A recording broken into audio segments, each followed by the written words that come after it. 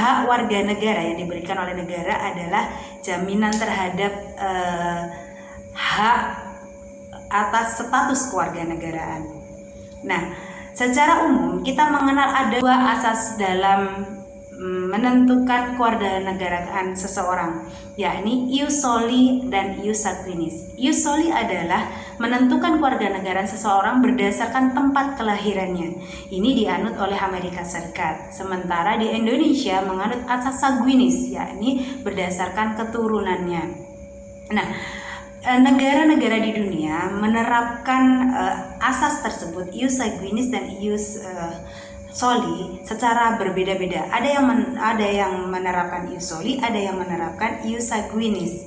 Nah, penerapan secara berbeda-beda ini kemudian menimbulkan konflik jika ini berhubungan. Seperti misalkan ada warga negara Amerika yang tinggal di Indonesia, melahirkan anak. Kemudian anak tersebut melahirkan anak di Indonesia, kemudian anak tersebut tidak diakui kewarganegaraannya oleh Amerika karena Amerika menerapkan asas ius soli, dan tidak diakui oleh Indonesia sebagai warga negara Indonesia karena Indonesia menganut asas ius sanguinis, yakni berdasarkan keturunannya, sementara orang tuanya dua-duanya bukan warga negara Indonesia.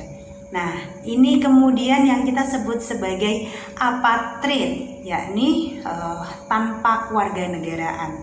Yang kedua kemudian dapat menimbulkan masalah seperti misalkan ada orang Indonesia yang tinggal di Amerika Serikat, warga negara Indonesia yang tinggal di Amerika Serikat melahirkan anak di Amerika Serikat karena asas ius soli yang diterapkan oleh Amerika, sehingga anak tersebut diakui sebagai warga negara Amerika, namun juga diakui sebagai warga negara Indonesia karena ius sanguinis yang diterapkan oleh Indonesia. Nah, bagaimana kemudian warga negara yang tadi apatrid, tidak memiliki kewarganegaraan karena ada pertentangan asas yang diterapkan tadi? Nah, mahasiswa Universitas Terbuka mata kuliah Hukum Tata Negara, hal ini dapat saudara bahas dalam diskusi, namun yang harus diingat solusinya, jalan keluarnya adalah jalan keluar kebijakan, karena kita bicara tentang hukum tata negara, bukan bicara tentang administrasi pemerintahan atau administrasi kependudukan. Ya, oke, selamat belajar, semoga sukses. Wassalamualaikum.